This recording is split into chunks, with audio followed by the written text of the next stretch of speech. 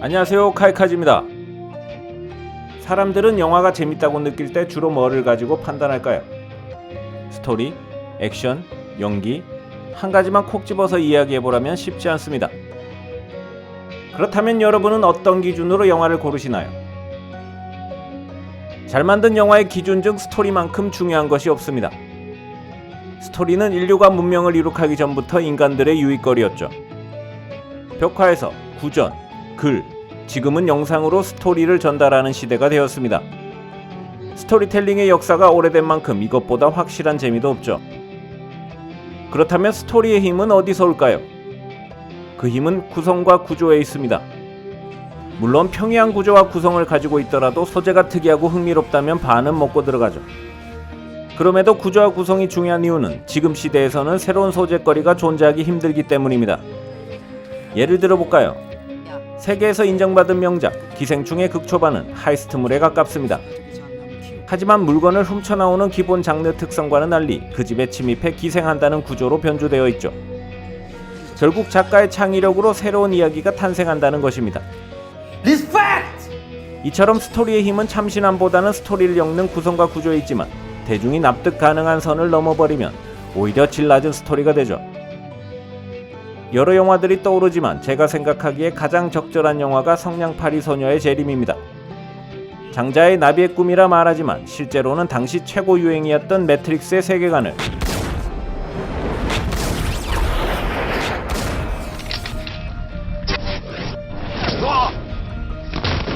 그리고 안데르센의 슬픈 동화인 성냥팔이 소녀를 모티브로 대한민국의 사회를 그리고 있는 이 오묘한 영화는 충격적이지만 작품성 있는 영화를 만들어왔던 장선우 감독이 메가폰을 잡았으나 대한민국 역사에 남을 희대의 SF 망작이 되었습니다.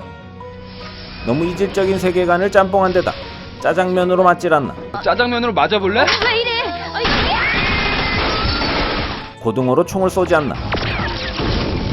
100년이 지나도 도저히 납득하지 못할 스토리로 다신 이 세상에 나와서는 안 되는 영화죠.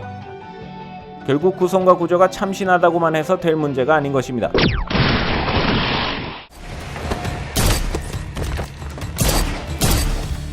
요즘 액션하면 존윅이나 미션 임파서블 같은 액션 프랜차이즈 영화들이 생각나죠. 사실 액션의 스펙타클은 영화의 초창기부터 중요했습니다. 영화의 시작인 르미에르 형제의 열차의 도착은 지금 봤을 때는 기차가 플랫폼으로 들어오는 단순한 장면이지만 당시 관객들은 열차가 화면 밖으로 나와 자신들을 들이받을 것 같은 스펙타클을 느꼈죠. 어떻게 본다면 최초의 영화가 액션 영화였던 것입니다.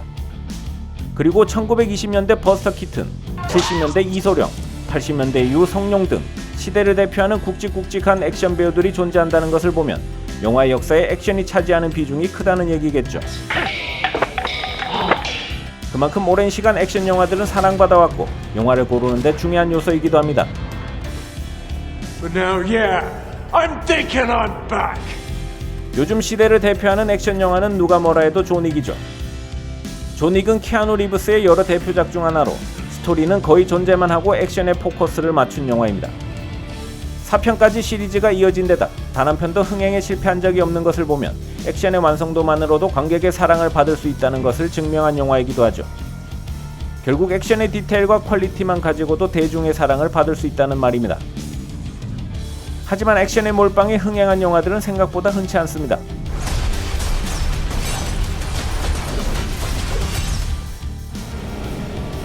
정병길 감독의 악녀는 거의 처음부터 끝까지 액션 시퀀스로만 이루어져 있을 정도로 액션의 진심인 영화입니다.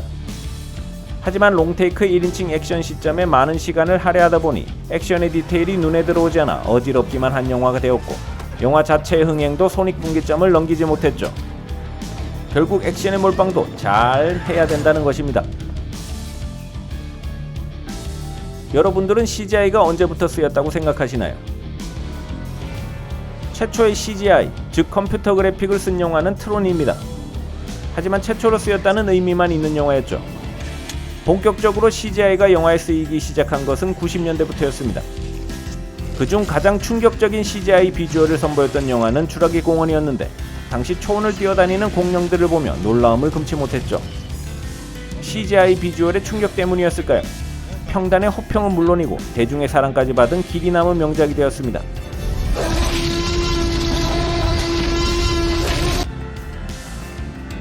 그렇다면 CGI를 많이 쓴 영화들이 반드시 흥행과 호평을 받는 영화가 된다는 보장이 있을까요? 트랜스포머 시리즈는 스핀오프 포함 거의 모든 영화가 흥행을 하긴 했지만 호평을 받지 않은 영화가 없을 정도죠. 개인적으로 과한 CGI가 오히려 영화를 망쳤다고 생각합니다. 트랜스포머의 최대 시그니처 장면이라면 로봇들의 변신 장면이죠. 트랜스포머 1편에서 최초로 범블비가 변신하는 장면은 충격적이었는데요.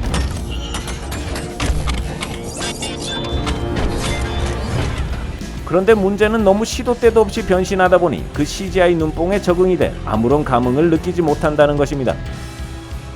결국 CGI를 빼면 볼 게 없는 영화에서 그 감흥마저 느낄 수 없다면 도대체 뭘 봐야 하는 것일까요? 결국 CGI를 과하게 써도 문제가 되는 것입니다. 흔히 메소드 연기라고 하면 연기를 잘한다는 말인 것은 다들 알고 계시겠죠. 메소드 연기는 러시아의 영국 연출가 콘스탄틴 스타니슬랍스키가 만들어낸 방법으로 60년대 미국 연기계의 선풍적인 인기를 끈 이후 현존하는 모든 연기의 정석이 된 방식을 말합니다. 메소드 연기는 쉽게 설명드리자면 그 사람이 된 듯한 연기를 말합니다. 자폐 연기를 위해 배우가 자폐인을 만나 연구하는 것처럼 말이죠.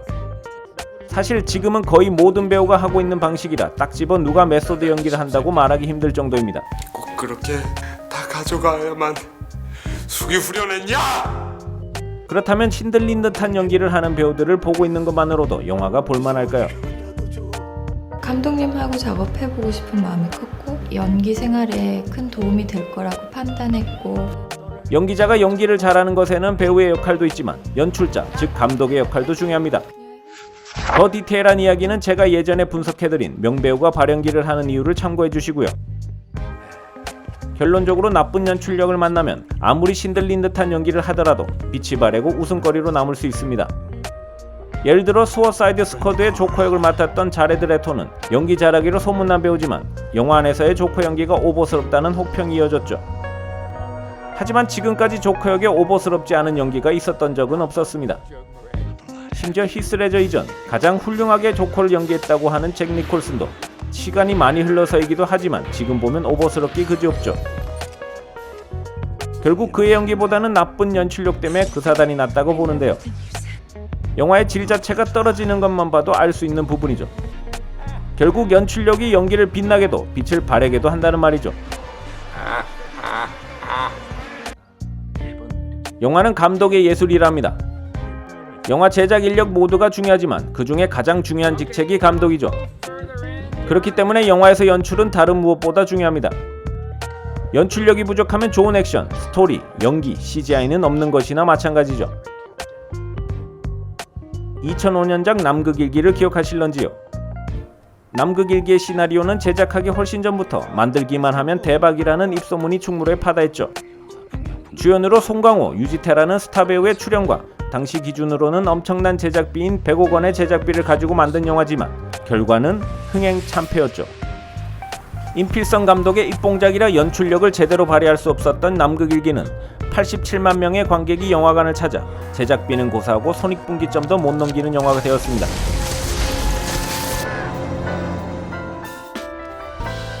전직 미국 엉덩이 크리스 에반스는 영화를 고를 때 오로지 감독을 보고 결정한다고 인터뷰에서 밝힌 적이 있는데요. That as an actor, that's the most important thing, to trust the director. 그가 출연한 영화들의 면면을 살펴보면 그의 선택이 옳았던 것처럼 보입니다. 그렇다고 해서 좋은 영화를 만들었던 감독이 계속 좋은 영화를 만든다는 보장은 없지만 상대적으로 앞서 언급한 다른 요소들보다는 확률 높은 선택이 바로 감독을 보고 영화를 고르는 것이죠. 영화는 예술작품이지만 상품이기도 합니다. 상품을 구매하는 이유는 각자 다르겠지만 그 상품에 대한 매력이 없다면 살 이유가 없겠죠. 상품을 잘 만드는데 결정권을 가진 사장, 즉 감독이 상품의 매력, 영화의 완성도를 결정짓는 데 가장 중요하지 않을까요? 지금까지 카이카지였습니다. 재밌게 보셨다면 구독과 좋아요 부탁드립니다.